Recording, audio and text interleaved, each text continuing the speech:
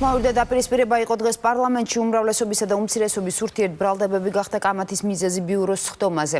ნაციონალური მოძრაობა ქართულ ოცნებას კონსტიტუციის დარღვევაში ადანაშაულებს, რაც მათი თქმით თბილისში პარლამენტის საქმიანობას უკავშირდება. მითხარი, როდის დავარღვიეთ ჩვენ კონსტიტუცია, მე როდის დავარღვიე კონსტიტუცია და მე გეტყვით თქვენ როდის არ ვღოთ კონსტიტუციას. ეს არ არის რაც მომადგება ენაზე.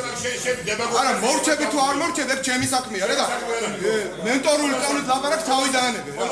ნუ იძგინები რა. თუ მომართოთ კოლეგიალურად, მიუხედავად კოლეგიალურად. თორე გაჯგინვა არ ჭირდება, მაგრამ ვერ მანახებ ვერაფერს და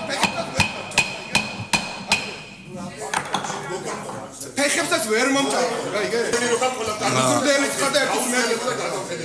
ათავხედებული სწორედაც ხარ შენ.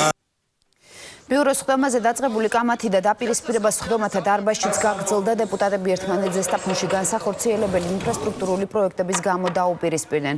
კონკრეტულად კი ამ ქალაქში ასაშენებელი საცურაო აუზის გამო იკამათეს.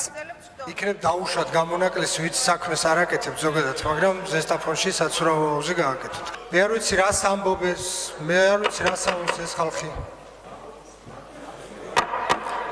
კარატე დაიწყო. დაბრძანდით ადგილებზე ძალიან გთხოვთ.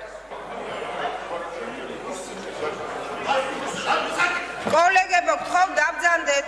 მე მიმართე რომ წყვილებს ნუ ლაპარაკობთ თქო და ჩაერთო შემდეგ ეს ბეჟაშვილი რომელიც ძალიან ცუდად ენას ატელიკინებს საერთოდ ესენი ძალიან ბევრს ლაპარაკობენ და ამისთვის ეხლაც მიიღო პასუხი და შემდეგაც მიიღებენ პასუხს. უზდელურად დაელაპარაკეთ, თხოვე რომ კარგი დამშვიდი, ხალბატონია და ნორმალურად ისაუბრეთ. მეტი არაფერი, არც საკითხის შინაარსი მახსოვს, რაზე იყო გამოსვლა და არაფერი მოყვა შემდგომ მე უწმაწორი სიტყვები და გაუგებრობა ისაც ჩემს კოლეგებს ვოდის სუფთე. ადამიანი აი ატეხილი არის იმაზე რომ ფიზიკურად იჭყო. შეუძლია რაიმე ლეგალური ორთაბრძოლა რაღაცა შეარჩიოს.